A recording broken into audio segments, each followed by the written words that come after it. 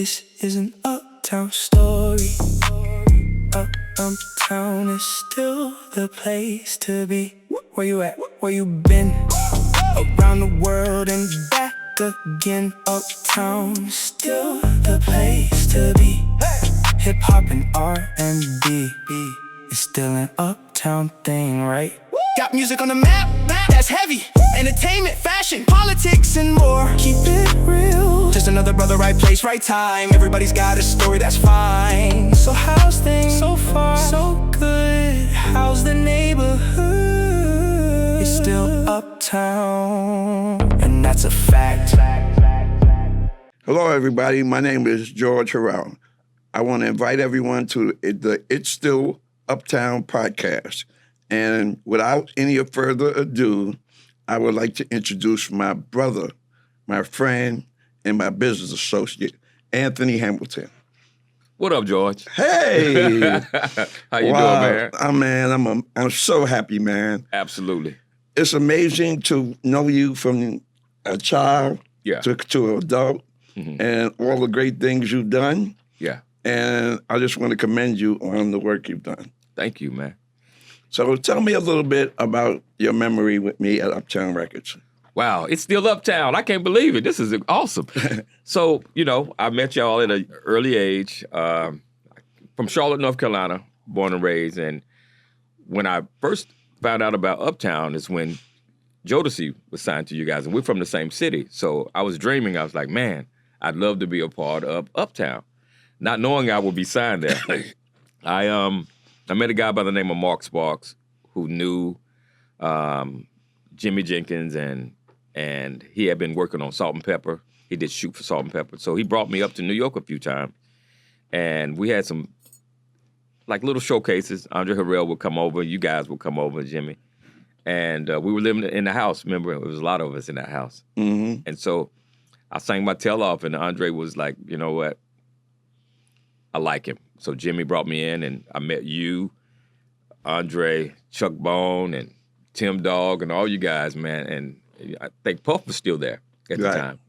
Puff was an intern first. Yeah. And then what happened was Kurt left. Kurt Woodley found Mary J. Blige. Yep. And Andre wanted Kurt to sign Mary to Uptown. Yeah. And Kurt wanted to be independent. So he quit. So Puff, in turn, became the A&R.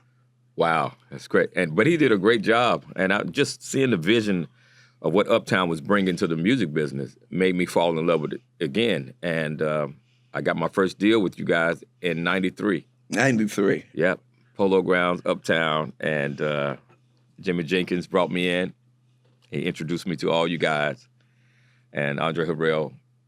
Well, what was interesting about that time was we didn't totally know what your language should be. We loved your vocal tone, but never really made the song that was going to break you through. Yeah. And I remember you left Uptown because Jimmy went and started his own company, and you came to Harlem. Yeah. You know what I'm saying? Yeah. So it's still Uptown is a part of Harlem. Yeah. You are the epitome of that. And tell the folks about your time in Harlem. Yeah, man. So I was in a long relationship, was in love, so some of my, songs maybe reflect that. But I moved from New Jersey to Harlem to try to figure it out, get my emotions together, and I was on 146 in Convent.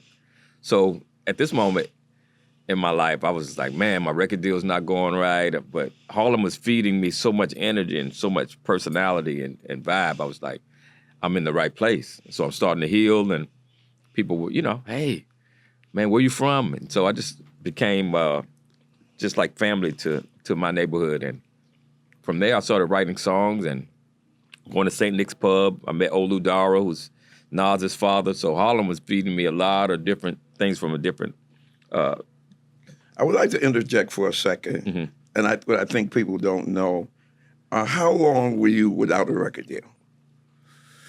I had a record deal for 10 years before the first album came out. Right, but what I mean is that you were in Harlem for a number of years and was not Anthony Hamilton, but you didn't forget and you didn't give up.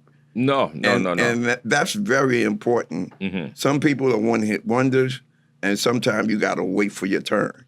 Yeah, I think I was being groomed and seasoned. I think God wanted me to be a specific country boy, and I had to wait on it. Yeah. I had to wait on. He was building me up in the right way, and he didn't want me to just be another R&B singer. He wanted me to be the country boy that the world loved now. Yeah. So to be a part of your life all those years and watch you develop, and then when you got to Jive Records, and Yeah. Lisa Cambridge was already Oh, there, yeah. and Craig Davis was Yeah. already the promotion person, which Craig was an indie with us when we were at Uptown. Mm-hmm. To watch you start developing from that point and become the Anthony Hamilton who really is a Southern boy. I'm not going to try to be dressed up. I'm going to be me. Yeah. Speak to that. Yeah, who I am now is what I saw in church, what I felt in church coming up, running through the yard. And the men that I looked up to, they resembled me.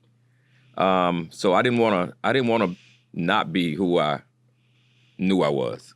And it wasn't until I put the song out with Nappy Roots, Po Folks, that the world were like, okay, this makes sense.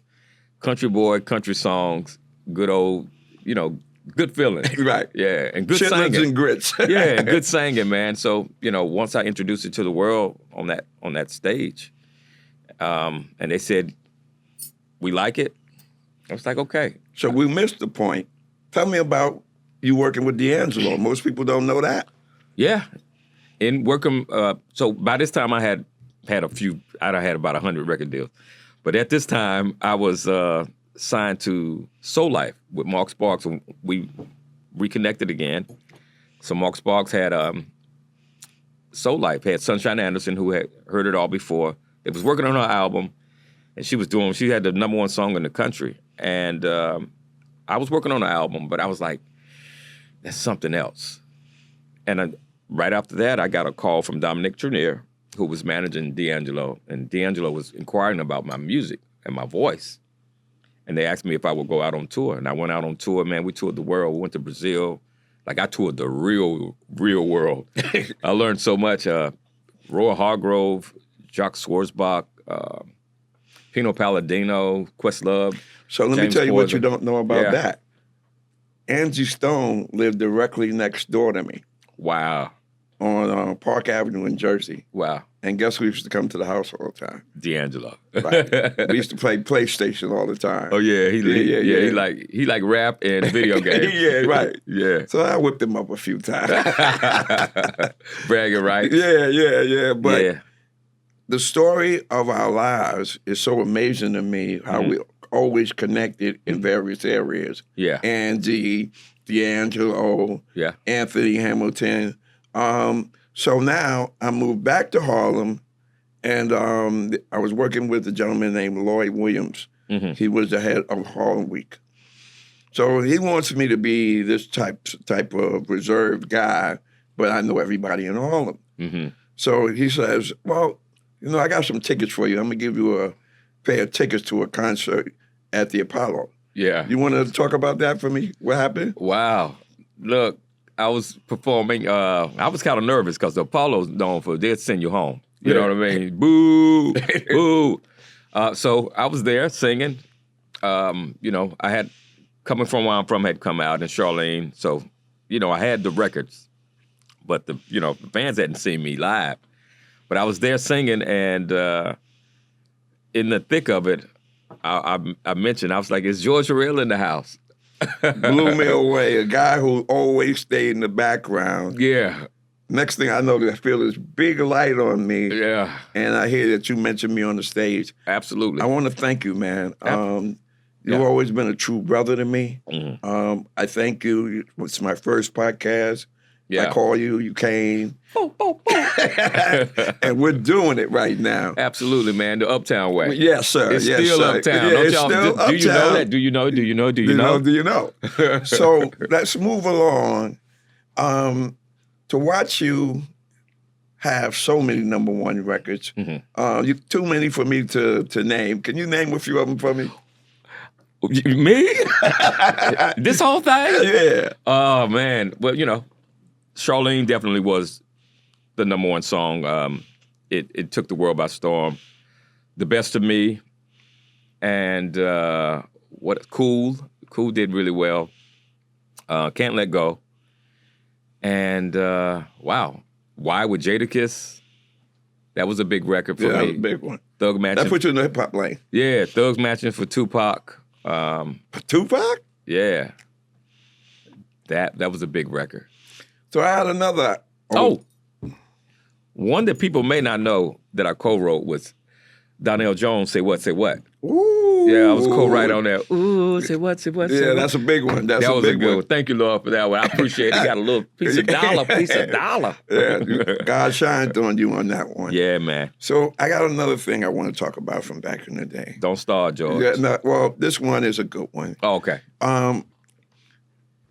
Uptown Unplugged. MTV Yeah. had never really had a black organization showcase on MTV. Wow. And we were the first black company to do Unplugged. Tell me who the background singers was. Heavy D, Jodeci, Mary, Yeah. Father MC. But in the background, Was it Christopher Williams? Was he on there? well, Christopher Williams, yeah, he was one of the artists. Okay, yeah. But I was just amazed when I looked at it who the background singers was on Uptown Unplugged. Well, I mean, hey, man, you had a few great ones. You had, I think it was Dave Hollister. I think Mary was singing backgrounds as well. Mary was singing background? Yeah. And you were background? And KC, I think he was singing some backgrounds as well. Oh, yeah, well, you know. Yeah. What was the song him and Mary sung together? That was Loving you is yeah, all that was that amazing. I gotta do. Yeah. I don't want to do anything else. The culture. This is real Man, that's culture. one of my favorite songs, man. Oh, man. Every night and day, Hey. I dream of another way. That just kind of reminded me of Jodeci on Father MC. Treat him like. Oh, yeah. I ain't gonna sing it. Do it for me, man. No, treat them like they want to be treated. Wow. I saw Father MC. I was in L.A. and I was eating at a diner, and there was a like a house, but come to find out it was a studio. Right. Right there. I was sitting on the patio, and I was like, Father MC, is that? He said, oh, yeah, we spoke. I was like, that's I hadn't beautiful. seen him in a while. Yeah, this was maybe 5-6 years ago. That's Maybe a little longer. That's one of the reasons why I call it It's Still Uptown Podcast, because there's so many links to the family that we've created over the years. Yeah. The Uptown party in the beginning, nobody know that Chris Rock was there. Nobody knows that Darryl Chill Mitchell was there. Was House Party came out of that. Yeah, yeah. You know what I'm saying? Yeah. So, I keep in contact with him as well. Yeah. Smooth. Yeah. He's going to be on the show as well. Absolutely good dude, man. Yeah, so it's just so many different tentacles of what we have done over the years. But I'm gonna stay focused on you. I look at you today, and you're an amazing touring artist. I mean, Yeah. so tell me a little bit about that. Well, touring to me was, a place where you go to really see if people really love the music. Radio tell you that, but when you go out there and you grace that stage, Come on now. and you present that stuff live, if you don't have it, they're gonna let you know, and if you do, they're gonna let you know. So I took and fell in love with touring because I could express what the studio wouldn't allow me to really get out.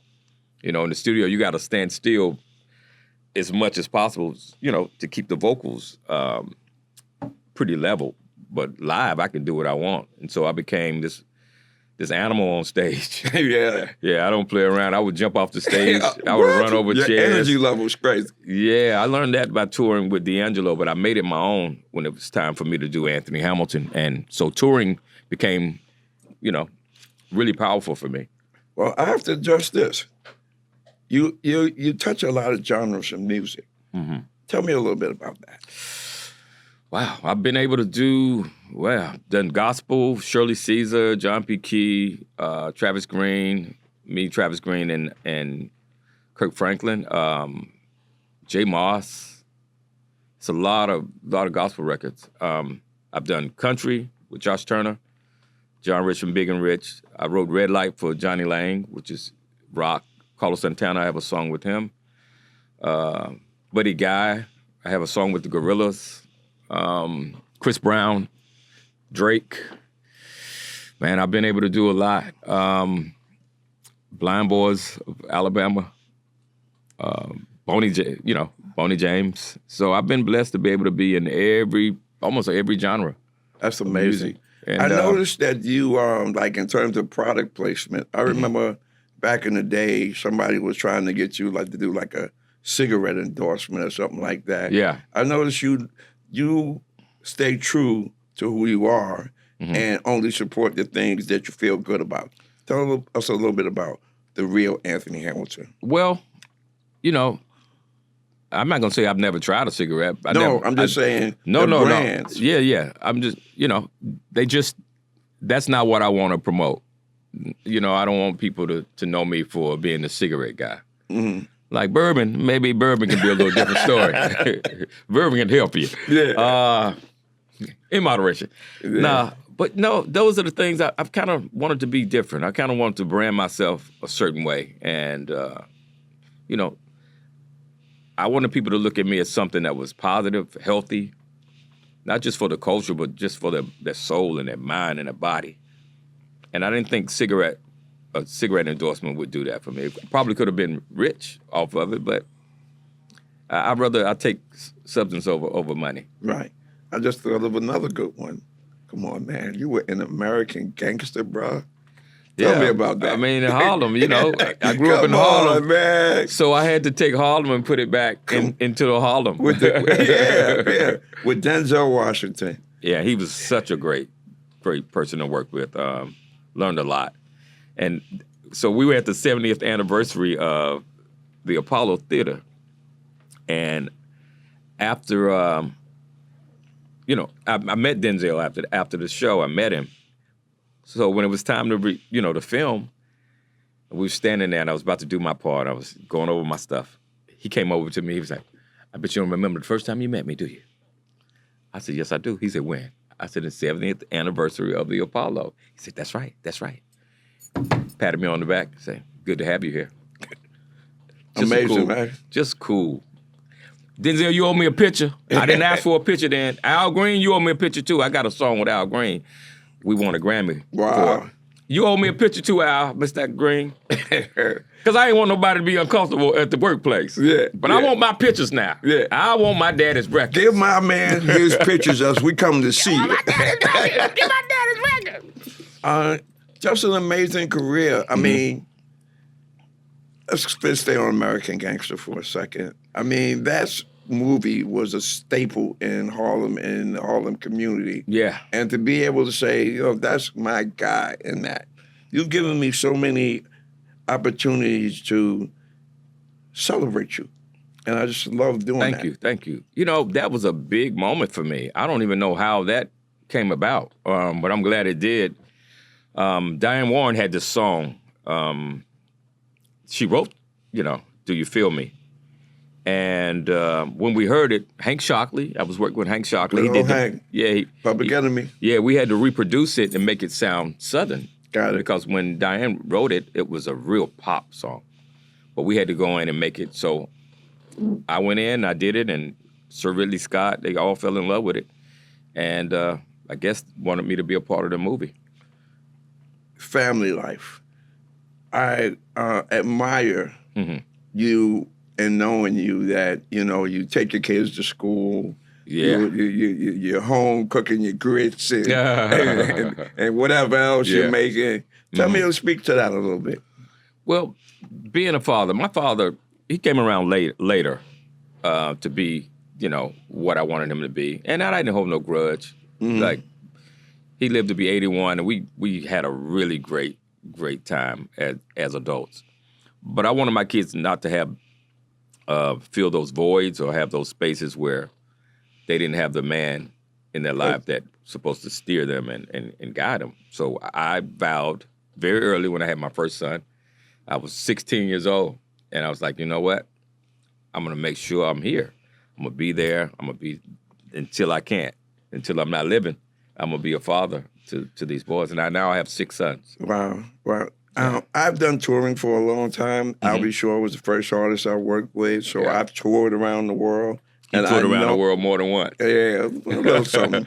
But I know what that's like to come home and you've traveled all the time. Yeah. And to take the time to be with your children and take them to school, I want the world to know that. You're Absolutely. a good man. I am, man. And I want to be. I do the work. I've done therapy to make sure I'm reacting and not reacting to the things, within balance, and taking the time to get to know me. And understanding your kids help you be a better father.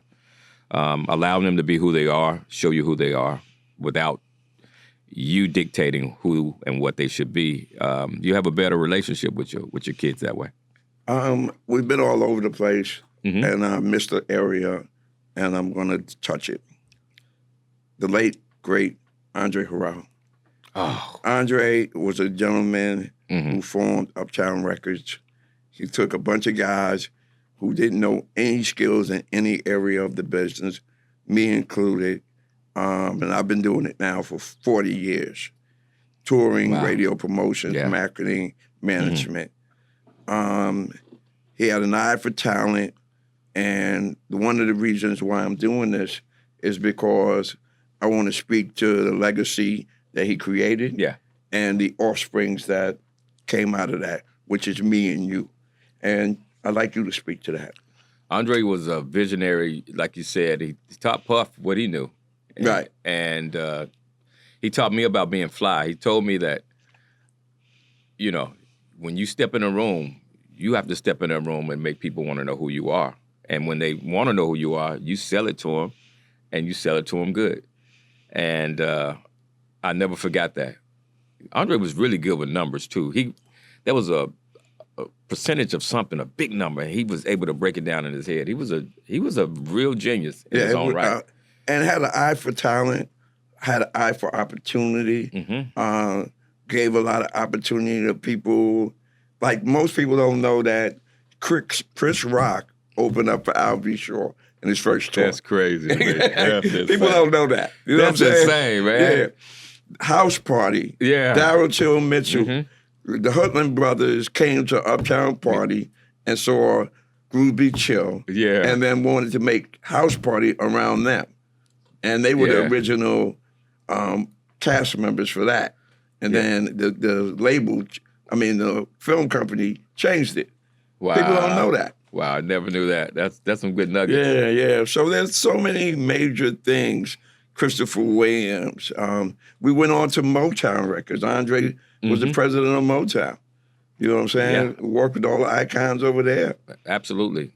Well, people knew, he took a boutique label and made it more powerful than Sony or any of them could ever be. Right. Because he had artists, and he knew how to shape them and make them so powerful and put the package together that the world just couldn't deny. And it was inevitable that we lost him so early. But it made me think of Heavy D. What a brilliant artist was that? Oh, yeah, Heavy D.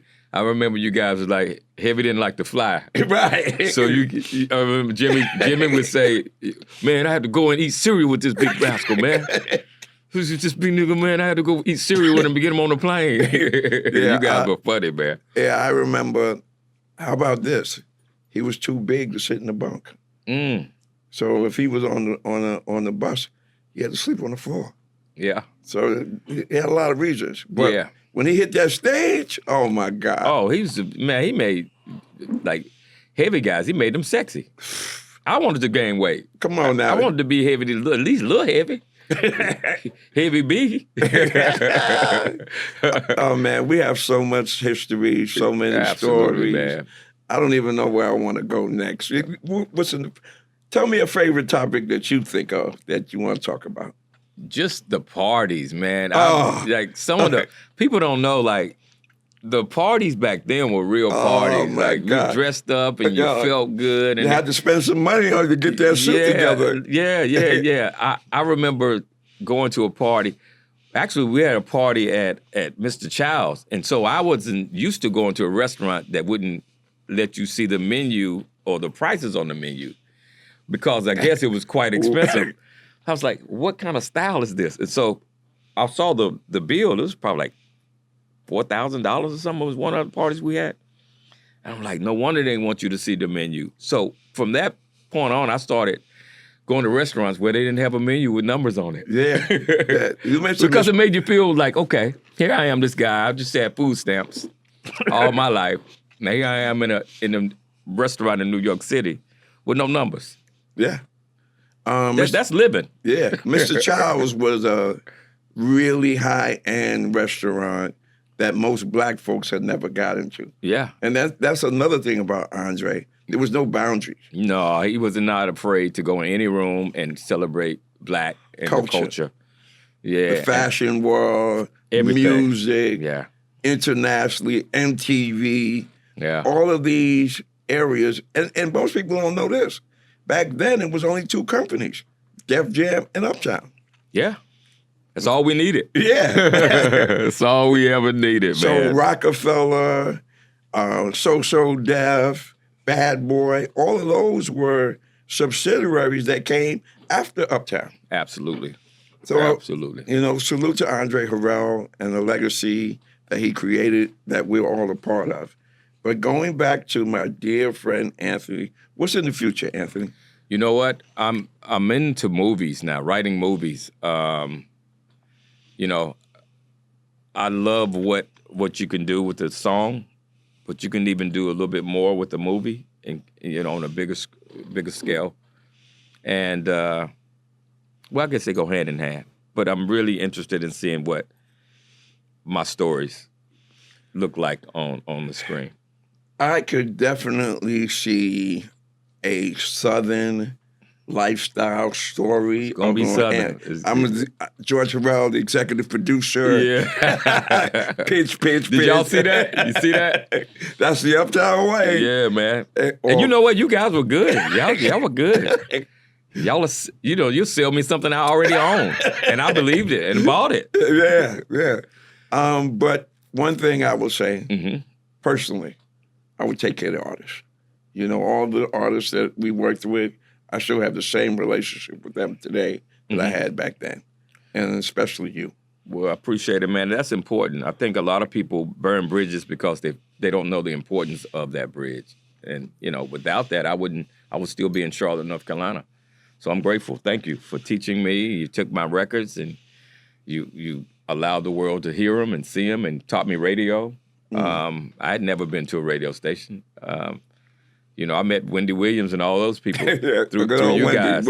Thank you, Wendy, for teaching me how to do interviews the right way and know how to be sassy. Thank you for all supporting. I say massy because I'm a man. Thank her for all the records that she supported. Absolutely. And going to that, I got to thank Toya Beasley and Vinnie Brown, Kiss FM. Oh, in the absolutely. beginning. Absolutely. The first Uptown boat ride with Mary J. Blige, Jodeci, Heavy D. Remember that? Oh, my God. The great times that we've had over the years. I definitely would love to see what you're doing in movies. Yeah. Anything, once you get it, please come back and let's talk about it. Absolutely. We can talk about it. And, and hats. Oh, yeah. Working on a hat line, man. I've been working, trying to get it for a long time, but I think I got the right guy now. His name is Brandon Franklin he's from New York, but he lives in Atlanta, so we've been working. So I can't wait to put the hat on everybody. Babies, everything. Yeah.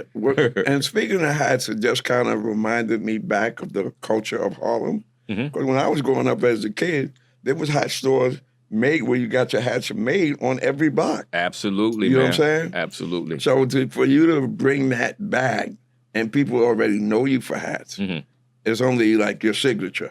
You know what I'm saying? Yeah. So I'm looking forward to seeing that as well. Thank you. Any new music coming? Yes, I just did a video to a song called Slide. It's a Southern Soul record with 704, actually from Charlotte, North Carolina, and I have one called Pretty coming out with a guy by the name of S-Dub, both Charlotte artists, and they're really amazing. I just did a remix, Raheem Devon, me, Raheem Devon, Eric Roberson, and Calvin Ross. Come on now. Yeah.